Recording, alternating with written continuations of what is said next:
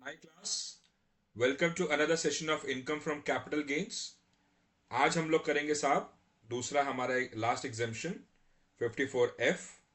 तो आइए साहब शुरू करते हैं। ये एग्जाम्शन नए इनकम टैक्स बिल के अंदर में सेक्शन 86 के हिसाब से है। न्यू इनकम टैक्स बिल अभी सिलेक्ट कमेटी के पास ही है। 10 मार्च को जब पार्लियामेंट सेशन रिज्यूम होगा तब इसके बारे में कुछ पता लगेगा। तो हमने क्या कर लिया साहब, अभी तक एग्जाम्शन अंडर सेक्शन 10 कर चुके हैं। मैं बारी बारी आप लोग को ये याद दिला रहा हूं क्योंकि ये बहुत इंपॉर्टेंट सेक्शंस हैं एग्जाम्शंस के लिए। आप लोग के दिमाग में ये बैठ जाना चाहिए। 54 क्या था? Residential house. 1037 क्या था? Compulsory acquisition of agricultural land with in the urban limits. 54B क्या था? एग्रीकल्चरल लैंड कंपल्सरी एक्विजिशन के अंदर में नहीं आना चाहिए। फिर उसके बाद 54D क्या था? Compulsory acquisition of industrial undertaking और land and building of an industrial undertaking. फिर उसके बाद 54EC क्या था? Capital gains not chargeable on investment in certain bonds. आज हम लोग क्या सो हमने एक कर लिया, दो कर लिया, तीन कर लिया, चार कर लिया। लास्ट हमारा 54F या section 86 under the new income tax bill. ठीक है, जब इनकम टैक्स एक्ट बन जाएगा तो अगर ये सेक्शन वही रहे तो ये 86 सेक्शन नंबर कहलाएगा। 54F में क्या है साहब? Capital gains in case of investment in residential house. Sir ये भी रेसिडेंशियल हाउस और ये भी रेसिडेंशियल हाउस। रुको जरा, सबर करो। ये अलग है और यहां पे अलग है। आइए साहब थोड़ा सा समझते हैं। तो capital gains in case of investment in residential house of section 54F। Residential house है, एसएससी कौन होगा? एसएससी अभी तक एनी एसएससी होगा, इंडिविजुअल और एचयूएफ खाली होगा, कौन होगा?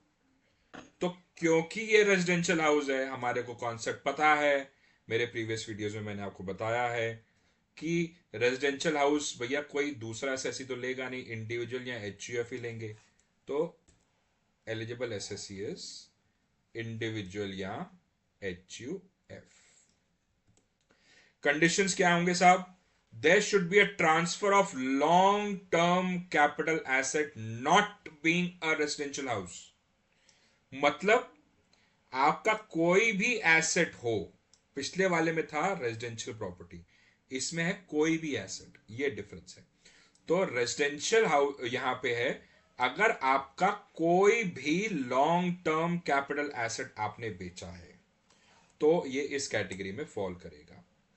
Transfer of plot is also eligible for exemption. मतलब आपके पास एक लैंड था, आपने उसको बेच दिया, वो भी फॉल कर जाएगा इसके अंदर में। परचेज विद इन 1 ईयर और 2 years after the date of transfer. Date of transfer से 1 साल पहले या 2 साल बाद के अंदर में आपने रेजिडेंशियल हाउस खरीदना है, नहीं तो 3 साल के अंदर में। वही जो पहले 54 की कंडीशंस है वही है ये। बस सिर्फ फर्क ये है आपका कि आपका वहां पे रेजिडेंशियल प्रॉपर्टी थी और यहां पे कोई भी लॉन्ग टर्म कैपिटल एसेट्स है। If such investment is not made before the date of the filing of return of income, then capital gain has to be deposited under the capital gain account scheme. But capital gain in excess of 10 crores would not be taken into account for deposit in CGAS। 10 crore से ऊपर का आपको नहीं मिलेगा।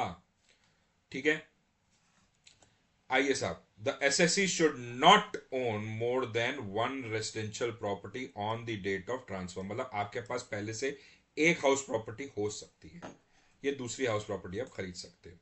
The assessee should not purchase any other residential property with in a period of 2 years. यानी कि इस दो प्रॉपर्टी के बाद आप 2 साल तक कोई और प्रॉपर्टी नहीं खरीद सकते। कंस्ट्रक्ट और residential properties within a period of 3 years from the date of transfer और ऑफ द ओरिजिनल एसेट। ठीक है, तो ये आप 2 साल और 3 साल में नहीं कर सकते आफ्टर द एक्विजिशन। क्वांटम क्या है साहब? आइए साहब समझते हैं क्वांटम क्या है हमारा। क्वांटम ऑफ एग्जेम्पशन, ये थोड़ा सा इंटरेस्टिंग है आपके लिए।